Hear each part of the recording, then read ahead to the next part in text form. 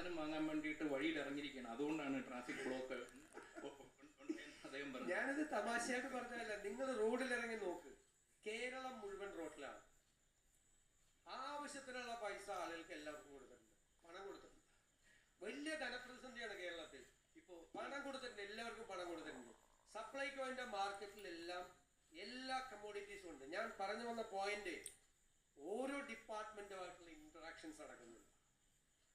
മുൻകൂട്ടി ഓണം വരുമെന്ന് 2 മാസം മുമ്പ് അറിയാലോ. അധികാരത്തിൽ വന്ന് 1 മാസം തികയുന്നതിന് മുമ്പാണ് ഞങ്ങൾ സിവിൽ സപ്ലൈസുമായിട്ട് ജോയിൻ ചെയ്യാറ്. അപ്പൊ അവര് ചെയ്തു, നെൽ കർഷകർക്ക് പണം കൊടുത്തിട്ടില്ല. ഞാൻ പറഞ്ഞു ഓണത്തിന് മുമ്പ് പണം കൊടുത്തിരിക്കും. ഓണത്തിന് മുമ്പ് പണം കൊടുത്തു. പണം ഓണത്തിന് മുമ്പ് എല്ലാം കൊടുക്കുക. അതിൻ്റെ ഒരു കാര്യം കൂടി പറഞ്ഞാൽ, ആളുകൾക്ക് ഓണക്കാലത്ത് കൊടുക്കാവുന്ന പണം മാക്സിമം കൊടുത്തിരിക്കുക.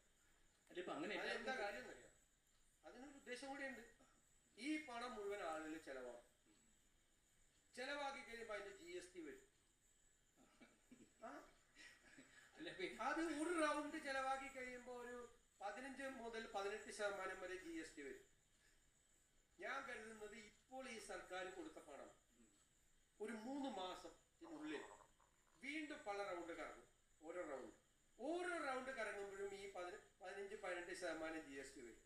3 മാസം കഴിയുമ്പോഴേക്കും ഒരു 6-7 റൗണ്ട്, അതാണ് മണി ഇൻ സർക്കുലേഷൻ ആണ്. ഇങ്ങനെ കറങ്ങി കഴിയുമ്പോഴേക്കും ഇപ്പൊ ഓണക്കാലത്ത് മുടക്കിയ പണം മുഴുവൻ തിരിച്ചു വരും, നികുതിയായിട്ട് തിരിച്ചു വരും.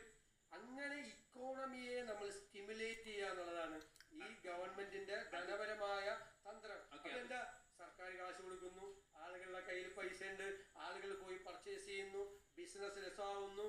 ഇതാണ് നമ്മൾ എപ്പോഴും സമ്പദ് വ്യവസ്ഥയെ കൈപിടിച്ചെഴുന്നേൽപ്പിക്കാൻ വേണ്ടിയിട്ട് പണം ഉണ്ടാക്കി കൊടുക്കുക. അതൊരു നല്ല പ്രതീക്ഷയാണ്.